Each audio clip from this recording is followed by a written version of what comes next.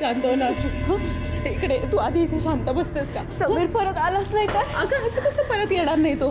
रोहन गेला ना त्याला आणायला. तू शांत, मी पाणी देऊ का तुला? ते किती वेळ झाले आलेच नाही. अशू ऐक ना माझं. ही गोष्ट अशी 2-3 मिनिटात संपणारी आहे का सांग बरं? त्याला वेळ लागणार ना थोडं समजवायला. नेमकं काय झालं, कसं झालं सगळं समजवायला वेळ लागणार ना. समीरने काही वेडवाकडं करून घेतलं त्याच्या जीवाचं तर मी बघून येते. अशू शांत हो. समीरला जास्त तू ओळखतेस की नाही? तो कसा आहे ते, तो असं करणाऱ्यातला आहे का? रडू नकोस ग बाळा. सगळं कसं असतं तर परत आला नसता. किट्या मी सगळं सहन करू शकते माझ्या आणि समीरची ताटातून नाही. किट्या अशी रडू नकोस ना. येईल अगं तो. शांत हो ना. रडू नकोस ग. जाऊ दे.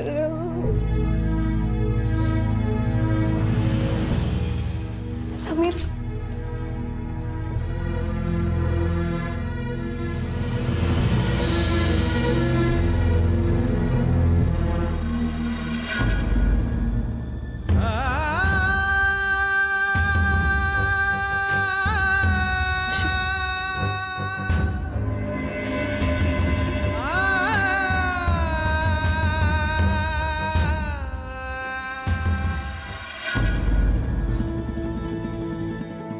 कठीण दिसतंय मला मा.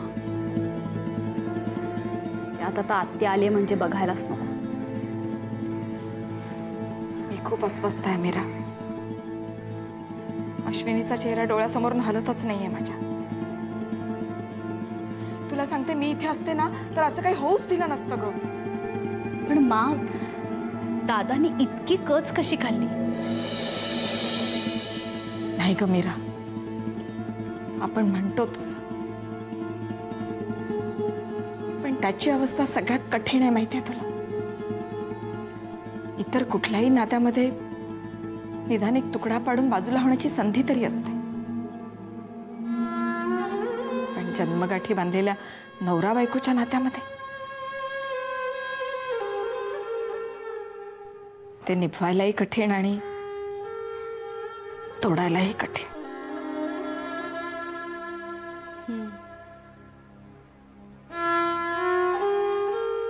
खरं म्हणजे नमिता प्रेग्नंट आहे ही किती आनंदाची गोष्ट आहे.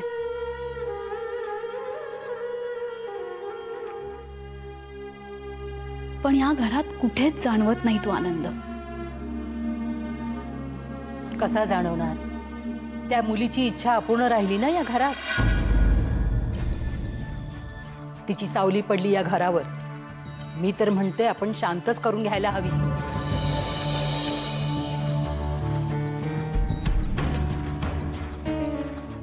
काय बोलतेस तू आत्या? हे खरंच अश्विनीचे ना बिचारीचं नशीबच वाईट आहे. तुमच्या मर्जीप्रमाणे नाचवलं तुम्ही तिला. हवं तर असं म्हणतो की अश्विनी या घरात आली आणि नमिता प्रेग्नेंट राहिली. वा, छान बोललीस ग मीरा तू. म्हणजे मी आता प्रेग्नंट आहे हा सुद्धा फक्त अश्विनीचाच पायगुण आहे. खरं तर तुझी एवढी मोठी ग्रेट गायनॅक आहेस. तुझ्याकडे मी इतकी वर्ष ट्रीटमेंट घेत होते पण त्यांनी काहीच झालं नाही. त्यामुळे तुला त्याचं क्रेडिट नाही मिळालं.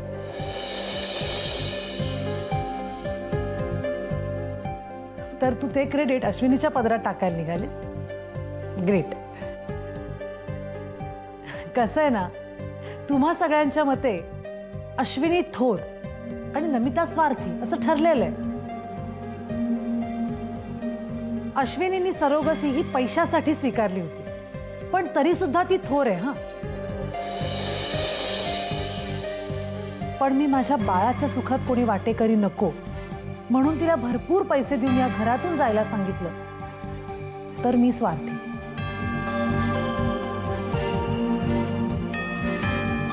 अशा नात्यांच्या बाबतीत वेगवेगळ्या फुटपट्ट्या कशा काय वापरू शकता तुम्ही? नमिता काहीतरी. दादा असू दे, तू आणखीन त्रास करून घेऊ नकोस. आणखी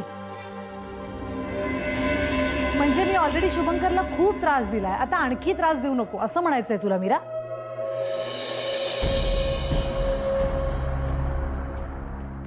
नाही नमिता, मला काहीच म्हणायचं नाही.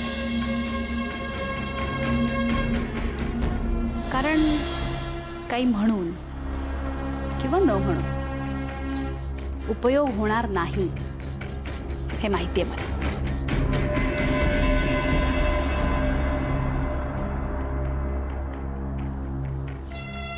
मी निघते.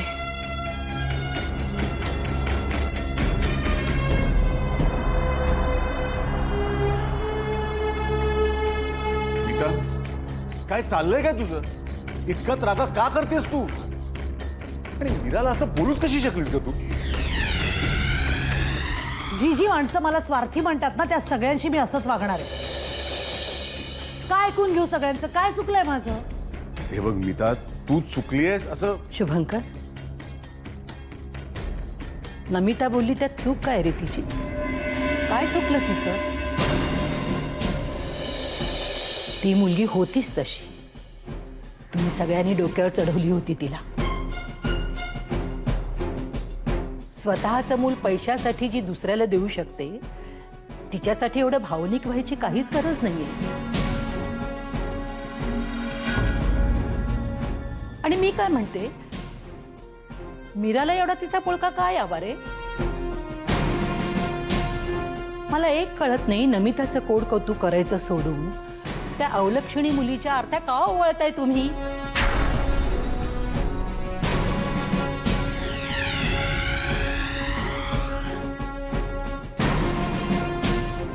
चल ग.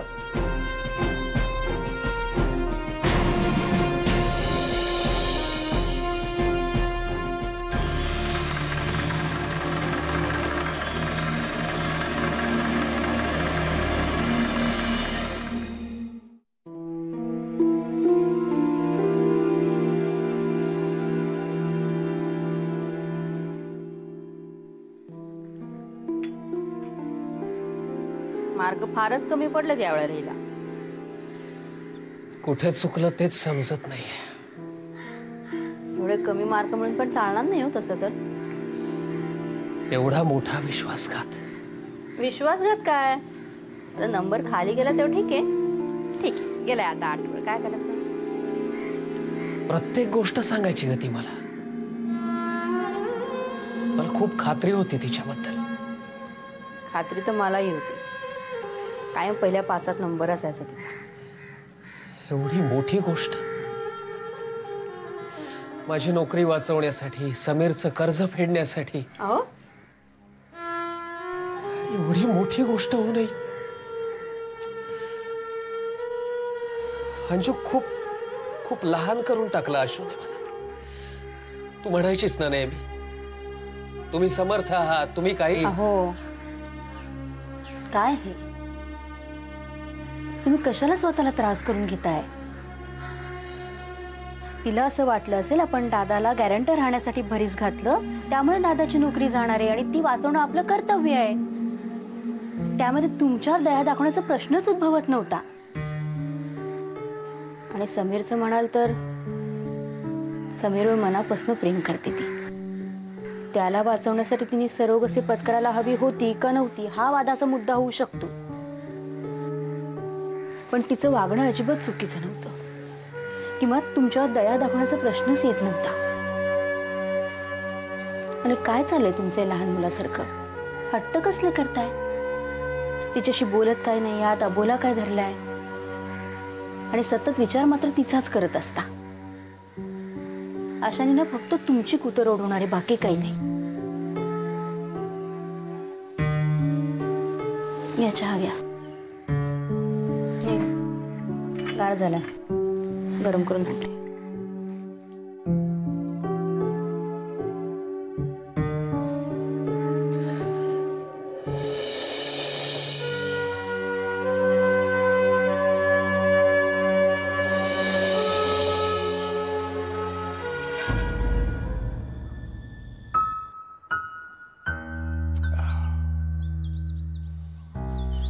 शुभंकर, आज अचानक कसा काय? त्या आकृतीच्या पेपर्समध्ये काही अडचण आली का तुला? नाही मग, आज मी कुठल्याही कामाकरता आलेलो नाही. शांततेचे 4 क्षण मिळावेत म्हणून आलोय बस.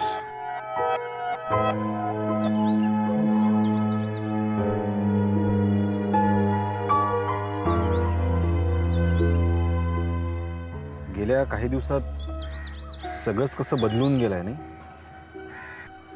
किती आनंदात होतास तू काही दिवसांपूर्वी, आणि आता सतत सतत काळजीत असतो. एकटा पडलोय मी अमोघ.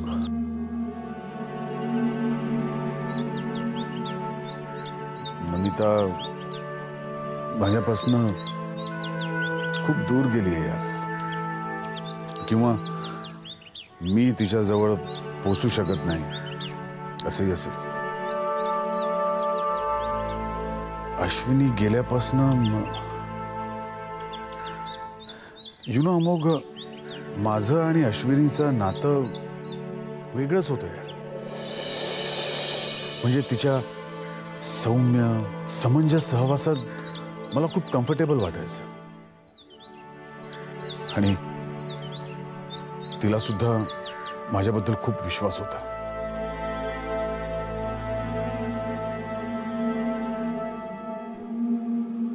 शुभंकर, तिचा तर विश्वासघातच केलाय मी. मीराला नमिताने दुखावलंय.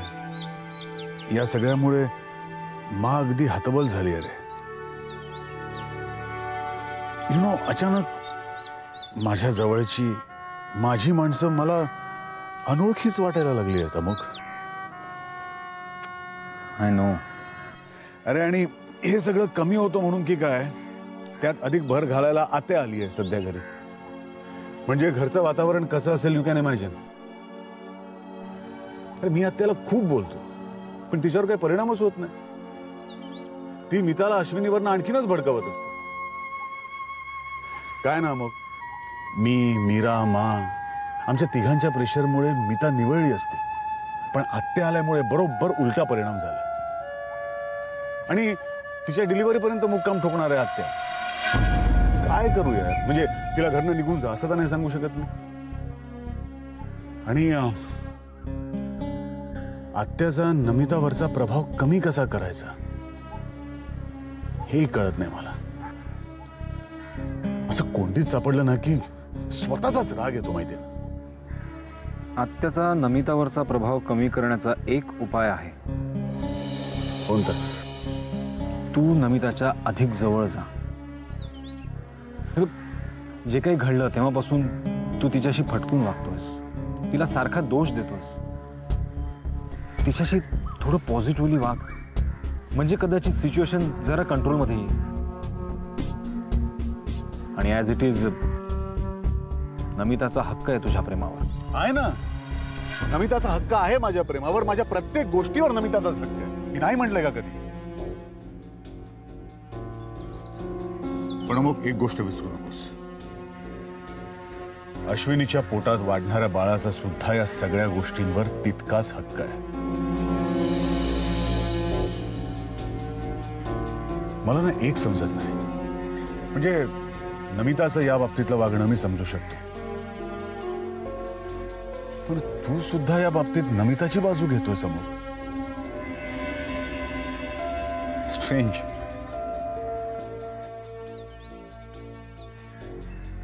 हे बघा मग, ते बाळ माझं आहे आणि माझंच राहील. माझ्या प्रत्येक गोष्टीवर त्या बाळाचा हक्क आहे. आणि सगळ्यात महत्त्वाचं म्हणजे माझ्या प्रेमावर सुद्धा. पण हे सगळं मी तुला का सांगतो? तू सुद्धा अश्विनीला पैसे दे आणि तिचं तोंड गप्प कर असं म्हणणाऱ्यांपैकीच आहेस ना.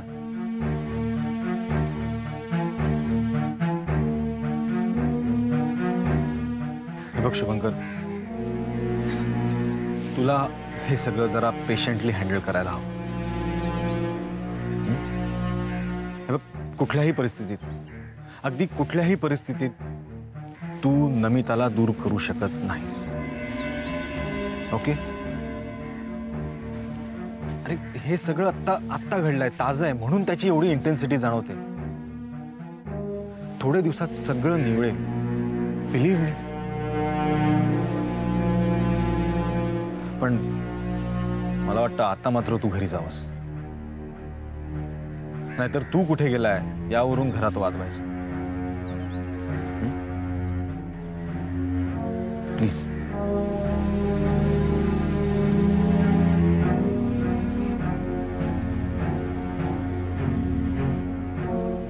आणि शुभंकर, या घराचे दरवाजे तुझ्यासाठी नेहमी उघडे आहेत. थँक्स अमोघ. बाय. बाय.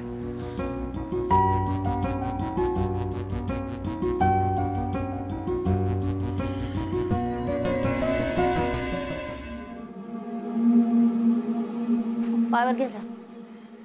हो, पायावर घ्या. चहा घेतलात का? आणि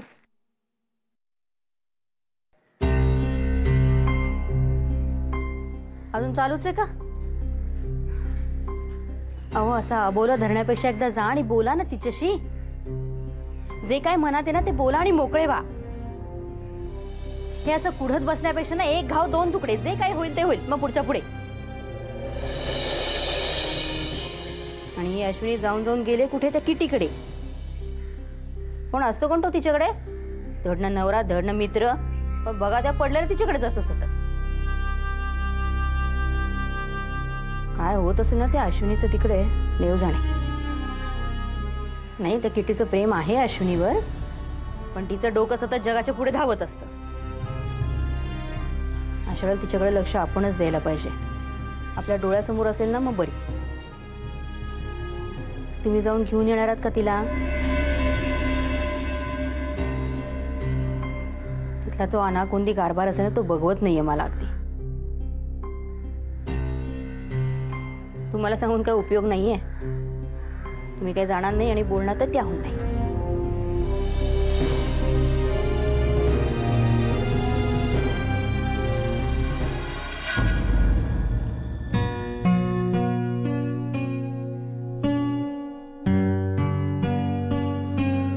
आशू,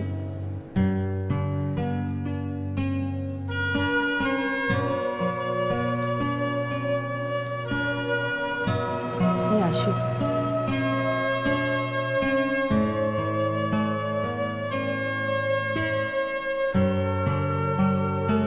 आशू, मला असं वाटतं समीरचं आत्ताचं वागणं खूपच स्वाभाविक आहे.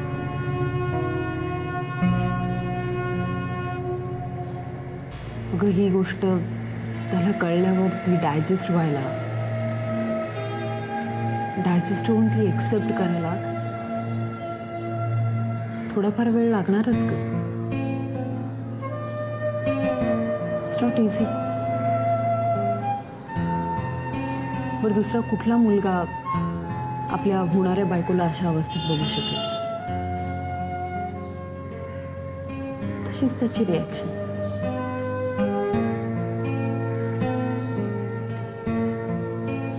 तो तुला भेटण्याच्या आधी आम्ही दोघं त्याला भेटलो असतो, त्याचं मन वळवलं असतं, त्याची पूर्वतयारी केली असती तर कदाचित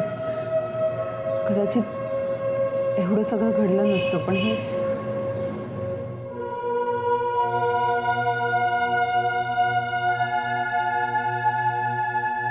सगळं इतकं अचानक घडलंय ना की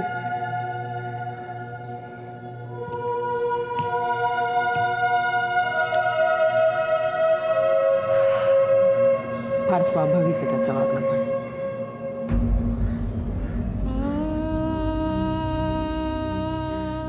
पण आता तो कोणाचं ऐकणार नाहीये.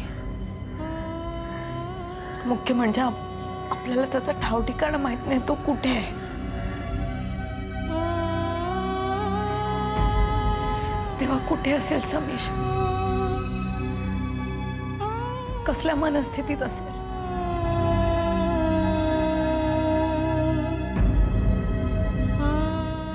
किती माझ्यासाठी सगळं संपलंय. आशू,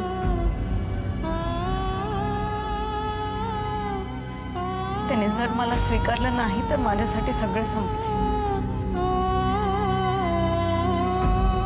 मी कोणासाठी जगायचं? शुभम,